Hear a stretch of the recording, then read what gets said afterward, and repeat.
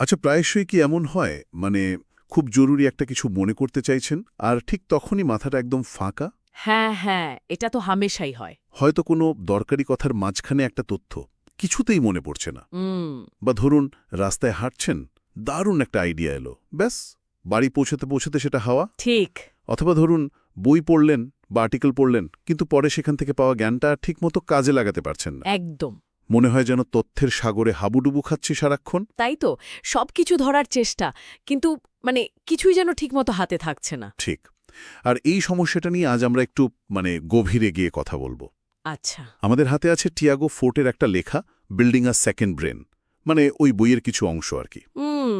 বেশ ইন্টারেস্টিং বিষয়। এই আলোচনা থেকে আমরা বোঝার চেষ্টা করব, এই যে বলা হচ্ছে সেকেন্ড ব্রেন বা দ্বিতীয় মস্তিষ্ক, এই জিনিসটা আসলে কি, আজকের দিনে এর দরকারটাই বা কোথায়। আর এর পেছনের মূল আইডিয়াগুলো কি, তাই তো?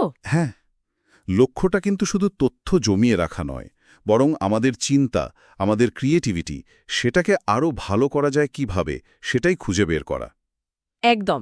এটা অনেকটা নিজের চিন্তাভাবনার জন্য একটা ভালো টুল বক্স গোছানোর মতো। চলুন তাহলে শুরু করা যাক। আচ্ছা, গোড়াতেই সমস্যাটা নিয়ে একটু কথা বলি। কতটা সিরিয়াস এটা। প্রতিদিন তো কত কিছু দেখছি, শুনছি, পড়ছি, বই, পডকাস্ট, আর্টিকেল, ভিডিও, শেষ নেই। তথ্যের স্রোত যাকে বলে আর কি। কিন্তু দিন শেষে এর কতটা মনে থাকছে, বা ধরুন আমরা কাজে লাগাতে পারছি কজন? এটাই প্রশ্ন। অনেক সময় মনে হয় না যে শুধু জেনেই যাচ্ছি, কিন্তু সেই জ্ঞানটাকে ব্যবহার করতে পারছি না? ওই যে নিনা সকালের কথা ভাবুন, ঘুম ভাঙতে না ভাঙতেই মাথায় হাজারটা চিন্তা, এটা বাকি, ওটা করতে হবে, কোনটা আগে কোনটা পরে, একটা অস্থির অবস্থা।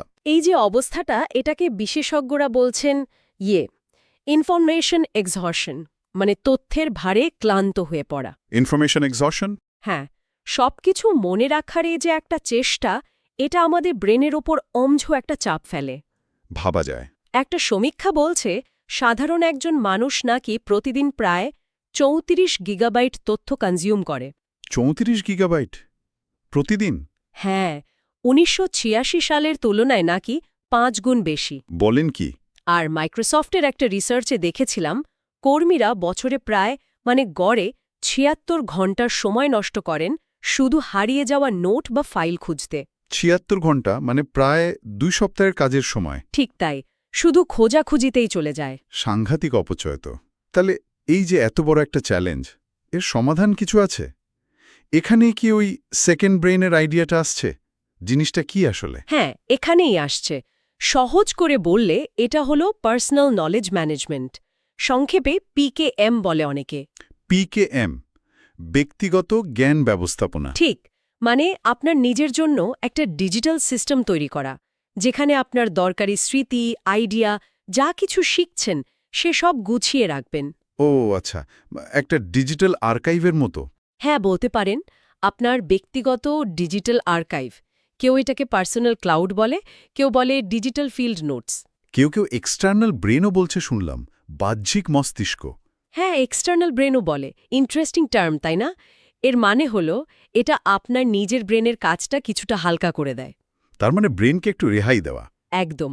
মূল উদ্দেশ্যটা হলো, যা কিছু আপনার কাছে গুরুত্বপূর্ণ, যা আপনার ভাবনার সাথে মেলে বা যা আপনি মনে রাখতে চান, সেটা এমনভাবে গুছিয়ে রাখা যাতে যখন দরকার খুব সহজে খুঁজে পান। আর সেটা নিজের কাজে লাগাতে পারেন। অবশ্যই, নিজের লক্ষ্যের দিকে এগোতে কাজে লাগাতে পারেন। এটা কি ভাবতে পারেন আপনার মনের জন্য একটা সাইকেল। মনের জন্য সাইকেল? বেশ নতুন উপমা তো। দেখুন, সাইকেল যেমন আমাদের হাঁটার ক্ষমতাকে বহুগুণ বাড়িয়ে দেয়, তাই না? হ্যাঁ, তা তো বটেই। তেমনি এই সেকেন্ড ব্রেন সিস্টেমটাও আমাদের স্বাভাবিক যে চিন্তা করার ক্ষমতা, সেটাকে আরও এফিশিয়েন্ট করে তোলে। ওই যে মনে রাখার বোঝাটা, সেটা মাথার উপর থেকে নামিয়ে দেয়। ইন্টারেস্টিং। কিন্তু এই আইডিয়াটা কি একেবারে নতুন, এই ডিজিটাল যুগের কনসেপ্ট, নাকি আগেও ছিল? মজার ব্যাপার হলো, আইডিয়াটা কিন্তু একদম নতুন নয়। বহু বহু বছর ধরেই কিন্তু এর চল আছে। ভাবুন, Leonardo da Vinci. Da Vinci? হ্যাঁ, ভার্জিনিয়া উলফ, জন লক, এমনকি সায়েন্স ফিকশন লেখিকা অক্টাভিয়া বাটলার, এদের মতো অনেকেই তাদের জরুরি ভাবনা, বইয়ের অংশ, আইডিয়া, এগুলো একটা খাস খাতায় লিখে রাখতেন। ও আচ্ছা। এই বিশেষ খাতাগুলোকে বলা হতো কমনপ্লেস বুক। কমনপ্লেস বুক, নামটা পরিচিত লাগছে। হ্যাঁ, বিশেষ করে শিল্প বিপ্লবের সময় যখন প্রিন্টিং প্রেসের কারণে তথ্যের একটা বিস্ফোরণ হলো। মানে প্রচুর বইপত্র লেখালেখি সহজলভ্য হলো। ঠিক, তখন এই কমনপ্লেস বুক খুব পপুলার হয়েছিল। লোকেরা তখন বিভিন্ন বই থেকে কোটেশন, জরুরি অংশ টুকে নিত, নিজেদের নোটে সেগুলো বিষয় অনুযায়ী সাজাত। তারপর সেগুলো বারবার পড়ত, ভাবত, বিভিন্ন তথ্যের মধ্যে কানেকশন খুঁজত, নতুন প্যাটার্ন বোঝার চেষ্টা করত। তখন কিন্তু পড়া আর লেখা দুটো একসাথেই চলত, একে অপরের পরিপূরক ছিল। মানে পড়ার সাথে সাথেই নিজের মতো করে গুছিয়ে নেওয়া আর কি। হ্যাঁ, এভাবেই তারা ওই দ্রুত বদলাতে থাকা দুনিয়াটাকে বোঝার চেষ্টা করত, নতুন জ্ঞানকে নিজের করে নিত। আজকের দিনেও মানে এই ডিজিটাল যুগে আমরা যারা নলেজ ওয়ার্কার, তাদের প্রায় সবার জন্য এরকম একটা পার্সোনাল সিস্টেম থাকাটা খুব দরকারি হয়ে পড়েছে। বোঝা গেল। ইতিহাসটা বেশ মজার। তাহলে এখন এই ডিজিটাল যুগে একটা সেকেন্ড ব্রেন বানানোর পদ্ধতিটা কি? কিভাবে শুরু করব? খুব কি কঠিন? না, শুরুটা আসলে বেশ সহজ। মূল কথাটা হলো, যা কিছু আপনার কাছে জরুরি মনে হচ্ছে, যা আপনার চিন্তাকে উস্কে দিচ্ছে, সেগুলোকে ডিজিটাল মাধ্যমে টুকে রাখা, এটাই প্রথম স্টেপ। ডিজিটাল মাধ্যমে টুকে রাখা। আচ্ছা। টিয়াগো ফোর্টের এর জন্য একটা খুব কাজের কাঠামো বা ফ্রেমওয়ার্ক দিয়েছেন। নামটা হলো কোড, CODE। কোড। হ্যাঁ, কোড মেথড। 4টে ধাপ আছে এর: ক্যাপচার, অর্গানাইজ, ডিস্টিল আর express. Capture, organise, distil, express. আচ্ছা, প্রথমটা সি, মানে ক্যাপচার বা সংগ্রহ। এখানে কি করতে হবে? যা পাবো সবই টুকে রাখবো? না, এখানেই তো আসল কৌশলটা। ক্যাপচার মানে সংগ্রহ করা ঠিকই, কিন্তু সব কিছু নয়, ঢালাওভাবে নয়। তাহলে শুধু সেই সব তথ্য, আইডিয়া বা ধরুন পর্যবেক্ষণ, যেগুলো আপনার কাছে সত্যি কাজের মনে হচ্ছে, যা আপনাকে ভাবাচ্ছে বা আপনার কোনো কাজে লাগতে পারে, মানে যা আপনার সাথে রেজোনেট করছে। রেজোনেট করছে, মানে যার সাথে একটা সংযোগ অনুভব করছে। ঠিক, এখানে অনেকটা মিউজিয়াম কিউরেটরের মতো হতে হবে। খুব বেছে বেছে জিনিস সংগ্রহ করতে হবে। একটা উদাহরণ দিলে ভালো হয়। ধরুন টেলর সুইফট, উনি বলেছেন যখনই ওর মাথায় গানের কোনো লাইন বা সুর আসে, সাথে সাথে উনি সেটা ফোনে বা হাতের কাছে যা থাকে তাতেই টুকে ফেলেন। কারণ না হলে হারিয়ে যাবে। একদম, ওই ইন্সপিরেশনের মুহূর্তটা ধরে রাখা খুব জরুরি, না হলে পরে আর মনে থাকে না। তা ঠিক। কিন্তু এই গুরুত্বপূর্ণ বা রেজোনেট করছে, এটা বুঝবো কি করে? ফিল্টার করার কোনো টিপস আছে? অনেক কিছুই তো ইন্টারেস্টিং লাগতে পারে। খুব ভালো প্রশ্ন। এখানে নোবেলজয়ী ফিজিসিস্ট রিচার্ড ফাইনম্যানের একটা আইডিয়া কাজে লাগতে পারে। ফাইনম্যান, কি আইডিয়া? উনি বলতেন ওর মাথায় নাকি সবসময় গোটা 10টা বড় প্রশ্ন বা সমস্যা ঘুরত, যেগুলোর উত্তর উনি খুঁজছেন। আচ্ছা, ওর 12টি প্রিয় সমস্যার কথা বলছেন? হ্যাঁ, ঠিক ধরেছেন। যখনই উনি নতুন কোনো তথ্য বা আইডিয়া পেতেন, উনি দেখতেন সেটা ওর ওই প্রিয় প্রশ্নগুলোর কোনোটা সমাধানে লাগছে কিনা। ও, মানে নিজের লক্ষ্যের সাথে মিলিয়ে নেওয়া। হ্যাঁ, ঠিক। যদি কাজে লাগে তবেই উনি সেটাকে গুরুত্ব দিতেন।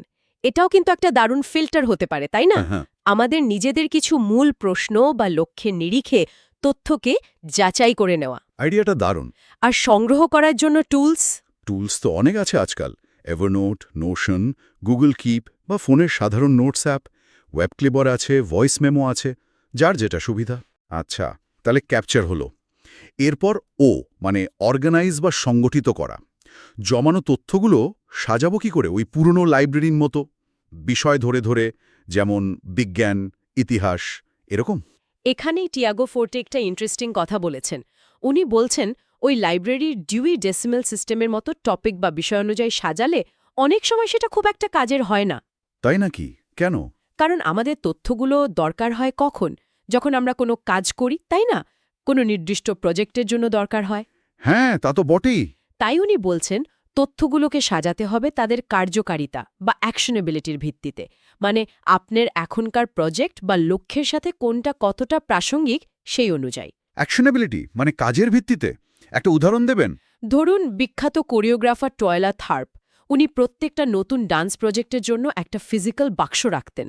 বাক্স কেন? একটা বাক্স, ওই প্রজেক্ট রিলেটেড যা কিছু পেতেন, নোটস, স্কেচ, পেপার কাটিং, গানের ক্যাসেট, ছবি, সব ওই বাক্সে রাখতেন। ফলে যখন উনি ওই প্রজেক্টটা নিয়ে বসতেন, সব জিনিস হাতের কাছে পেতেন। বাহ, দারুণ তো। তাহলে ডিজিটাল জগতেও? একই কাজ করতে পারে।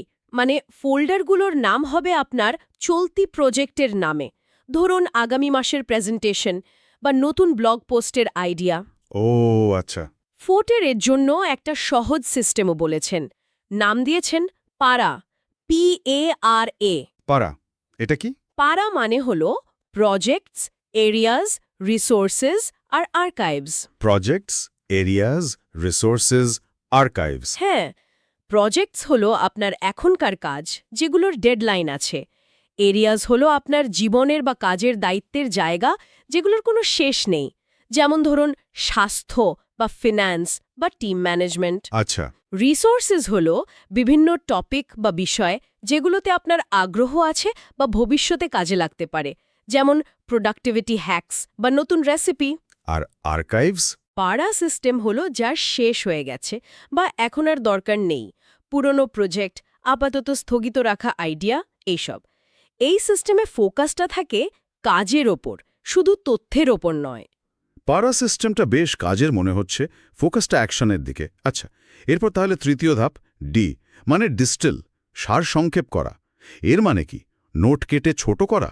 শুধু কেটে ছোট করা নয়, বরং নোটগুলোর আসল নির্যাস বা এসেন্সটা বের করা। মানে মূল কথাটা কি। কেন এটা দরকার?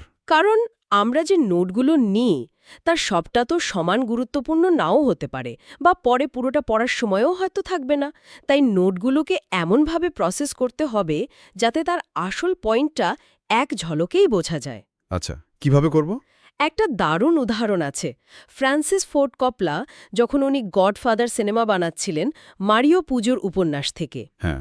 উনি নাকি উপন্যাসের প্রত্যেকটা সিনের মূল অ্যাকশন বা ভাবটা মাত্র একটা লাইনে ওর একটা প্রম্পট বুকে লিখে রাখতেন। একটা লাইনে পুরো সিন? হ্যাঁ, এটা নাকি ওকে পুরো সিনেমার ফোকাসটা ধরে রাখতে সাংঘাতিক সাহায্য করেছিল। বাহ, দারুণ টেকনিক তো। কিন্তু ধরুন একটা লম্বা আর্টিকেল থেকে নোট নিয়েছি, তার সারসংক্ষেপ কিভাবে বার করব? এর জন্য ফোর্টে একটা পদ্ধতির কথা বলেছেন, প্রোগ্রেসিভ সামারাইজেশন, মানে ধাপে ধাপে সারসংক্ষেপ করা। ধাপে ধাপে? হ্যাঁ, ধরুন আপনি কিছু নোট নিলেন, এটা স্তর 1। পরের বার যখন নোটটা দেখছেন তার সবচেয়ে জরুরি লাইনগুলো বোল্ড করে দিলেন, স্তর 2। আচ্ছা। তারও পরে যখন আবার ওটা নিয়ে বসলেন তখন বোল্ড করা অংশগুলোর মধ্যে যেটা একেবারে কোর আইডিয়া সেটাকে হাইলাইট করলেন, স্তর 3। ও, লেয়ারের মতো? ঠিক। আর একদম শেষে যদি দরকার হয় পুরো নোটটার মূল কথাটা নিজের ভাষায় 1-2 লাইনে একদম শুরুতে লিখে রাখলেন, স্তর 4। বাহ, তাহলে পরে শুধু হাইলাইট বা ওই সামারিটুকু দেখলেই চলবে? একদম, পুরো বিষয়টা চট করে মনে পড়ে যাবে। এতে নোটগুলো অনেক বেশি কাজের হয়ে ওঠে। এটা সত্যি নোটকে ব্যবহারযোগ্য করে তুলবে। আচ্ছা, এই যে নোটটাকে ছোট আর অর্থপূর্ণ করা, এটাই কি ওই ধারণাকে মূর্ত বা নক্কর করার মতো ব্যাপার? যেমন আপনি বলছিলেন ওয়াটসন আর ক্রিক ডিএনএ মডেল বানিয়েছিলেন। ঠিক ধরেছেন, খুব ভালো কানেক্ট করেছেন। এই ডিস্টিল করার প্রক্রিয়াটা ঠিক সেটাই করে। মানে অস্পষ্ট বা লম্বা জিনিসকে ছোট আর সুনির্দিষ্ট করে তোলে, আমাদের ভাবনাগুলোকে আরও স্পষ্ট করে, দৃশ্যমান করে তোলে। এটাই পদ্ধতির একটা বিরাট সুবিধা। দারুণ। তাহলে এবার শেষ ধাপ, এক্সপ্রেস বা প্রকাশ করা, এটার মানে কি? কোড পদ্ধতির শেষ ধাপ এবং সম্ভবত সবচেয়ে জরুরি ধাপ এটাই, এক্সপ্রেস বা প্রকাশ করা। কেন সবচেয়ে জরুরি? কারণ ভাবুন, এত কষ্ট করে তথ্য জোগাড় করলেন, সাজালেন, তার সার বের করলেন, কিন্তু সেটা যদি কোনো কাজেই না লাগে, যদি অন্যদের সাথে শেয়ারই না করেন, তাহলে তার মূল্য কি? তা ঠিক। জ্ঞান তখনই আসল মূল্যবান হয় যখন সেটা ব্যবহার করা হয়, যখন তা দিয়ে নতুন কিছু তৈরি হয় বা অন্যদের সাথে বিনিময় হয়। ওই যে অক্টাভিয়া বাটলারের কথা বললাম, হ্যাঁ, সায়েন্স ফিকশন লেখিকা। ওর ডিসলেক্সিয়া ছিল, আরও অনেক বাধা ছিল, কিন্তু উনি লেখা থামাননি, কারণ ভেতরের ভাবনাগুলো প্রকাশ করাটা ওর কাছে জরুরি ছিল। তার মানে সেকেন্ড ব্রেনে জমানো জিনিসগুলো ব্যবহার করে কিছু একটা করতে হবে, যেমন লেখা, প্রেজেন্টেশন দেওয়া, এরকম। ঠিক, সেটা হতে পারে একটা ব্লগ পোস্ট, একটা রিপোর্ট, ক্লায়েন্টের জন্য প্রপোজাল, টিমের সাথে আইডিয়া শেয়ারিং বা আপনার পার্সোনাল কোনো প্রজেক্ট, যে কোনো কিছু। আচ্ছা, ফোর্থে এখানে একটা ইন্টারেস্টিং কনসেপ্টের কথা বলেছেন, ইন্টারমিডিয়েট প্যাকেটস। ইন্টারমিডিয়েট প্যাকেটস মানে? মানে হলো আপনার কাজের ছোট ছোট পুনর্ব্যবহারযোগ্য অংশ, ধরুন কোনো মিটিংয়ের নোটস, রিসার্চের ফাইন্ডিংস, লেখার কোনো ড্রাফট, বানানো স্লাইড, কোডের টুকরো, এগুলো এগুলোর কি হবে? এগুলোকে আপনি পরে অন্য প্রজেক্টে আবার ব্যবহার করতে পারবেন, অনেকটা লেগো ব্লকের মতো। জুড়ে জুড়ে কম সময়ে নতুন কিছু বানিয়ে ফেলতে পারবেন। বাহ, মানে কাজকে রিসাইকেল করা আর কি বলতে পারেন। স্টিভ জবস যেমন বলতেন, ক্রিয়েটিভিটি মানে হলো জিনিস কানেক্ট করা। অনেক সময় পুরনো আইডিয়া বা জিনিস থেকেই দারুণ নতুন কিছু বেরিয়ে আসে। এই এক্সপ্রেস করা ধাপেই কিন্তু আমরা আইডিয়ার মধ্যে নতুন নতুন কানেকশন খুঁজে পাই। অনেকটা স্ক্র্যাবেল খেলার মতো, অক্ষর সাজিয়ে নতুন শব্দ বানানো। তার মানে এই পুরো কোড প্রক্রিয়াটা, এটা আসলে শুধু তথ্য জমানোর জন্য নয়, বরং জ্ঞানটাকে সক্রিয়ভাবে ব্যবহার করার একটা উপায়। একদম। এতে কি আমাদের নিজেদের চিন্তাভাবনাও পরিষ্কার হয়? ওই যে সাংবাদিক সেবাস্টিয়ান ইয়ুঙ্গার বলেছিলেন, লেখকের অ্যামিউনিশন না থাকলে ভালো লেখা হয় না। সেকেন্ড ব্রেন কি সেই রসদটা দেয়? ঠিক তাই। যখন আপনি নোট সাজাচ্ছেন, অর্গানাইজ, সারসংক্ষেপ করছেন, ডিস্টিল আর সেগুলো ব্যবহার করে কিছু তৈরি করছেন, এক্সপ্রেস, তখন আসলে আপনি নিজের ভাবনাগুলোকেই তো ঝালিয়ে নিচ্ছেন, সেগুলোকে আরও ধারালো করছেন। নতুনভাবে দেখছেন। হ্যাঁ, বিভিন্ন তথ্যের মধ্যে লিঙ্ক তৈরি করছেন, নতুন অ্যাঙ্গেল থেকে দেখছেন, আর কিছু আইডিয়া হয়তো সাথে সাথেই কাজে লাগছে না, কিন্তু আপনার সিস্টেমে থাকছে, সময়ের সাথে সাথে হয়তো আরও পরিণত হচ্ছে। ফোর্ডে এটাকে বলেন স্লো বার্ন। Slow burn. হ্যাঁ, মানে ধীরে ধীরে জ্বলতে থাকা। পরে হয়তো অন্য কোনো প্রজেক্টে হুট করে সেটা দারুণ কাজে লেগে গেল। ইন্টারেস্টিং। তাহলে দেখা যাচ্ছে এই সেকেন্ড ব্রেনের সুবিধাগুলো আসলে পুরো কোড প্রক্রিয়ার সাথেই জড়িয়ে আছে। ঠিক। আইডিয়া মূর্ত হচ্ছে ডিস্টিল ধাপে, নতুন কানেকশন তৈরি হচ্ছে এক্সপ্রেস বা অর্গানাইজ ধাপে, আর নিজের দৃষ্টিভঙ্গি তৈরি হচ্ছে পুরো প্রক্রিয়া জুড়ে। ঠিক ধরেছেন।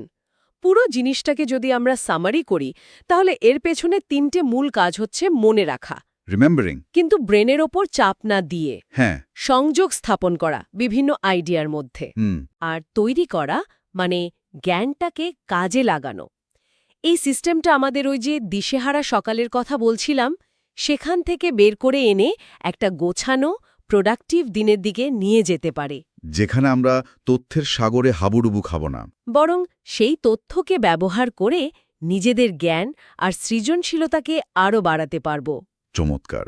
তাহলে আজকের আলোচনা থেকে মূল যে কথাটা উঠে এলো তা হলো, একটা ডিজিটাল সেকেন্ড ব্রেন তৈরি করা মানে শুধু গাদা গাদা ফাইল জমানো নয়। না, একদমই না। এটা আসলে আমাদের ব্রেনের লোড কমিয়ে আইডিয়ার মধ্যে কানেকশন তৈরি করে, আরও ভালোভাবে চিন্তা করতে আর আমাদের ভেতরের ক্রিয়েটিভিটিকে বের করে আনতে সাহায্য করা একটা দারুণ পদ্ধতি। এবং এই রাস্তায় code, method, capture, organise, distil, express একটা স্পষ্ট রোডম্যাপ দিতে পারে। আচ্ছা, সবচেয়ে জরুরি হল শুরু করা, ছোট করে শুরু করা। যা আপনার কাছে সত্যি দরকারি মনে হয় সেটুকুই ক্যাপচার করুন, তারপর আস্তে আস্তে নিজের মতো করে সিস্টেমটা গড়ে তুলুন। এটা কোনো রকেট সায়েন্স নয়, বরং নিজের চিন্তাকে সাহায্য করার একটা উপায়। সত্যি খুব ইন্টারেস্টিং আর কাজের আলোচনা হলো আজ। শেষ করার আগে একটা প্রশ্ন রেখে যাই, কেমন, সবার ভাবনার জন্য। বলুন। যদি আমাদের চিন্তা আর আমরা যে তথ্য সংগ্রহ করি সেগুলো সত্যিই খুব মূল্যবান সম্পদ হয়, তাহলে সেগুলোকে যদি আমরা আরও যত্ন নিই, মানে নিয়মিত সংগ্রহ করি, সেগুলোকে আরও রিফাইন করি, তাদের মধ্যে কানেকশন খুঁজি, তাহলে আমাদের শেখা, কাজ করা বা নতুন কিছু তৈরি করার পদ্ধতিতে ঠিক কী ধরনের অভাবনীয় বদল আসতে পারে বলে মনে হয়? গভীর প্রশ্ন। আর এটাও ভাবার মতো, আমাদের ডিজিটাল জীবনে এখন এমন কি কি জ্ঞান সম্পদ লুকিয়ে আছে যা হয়তো আমরা ভুলেই গেছি, যা শুধু নতুন করে আবিষ্কারের অপেক্ষায়।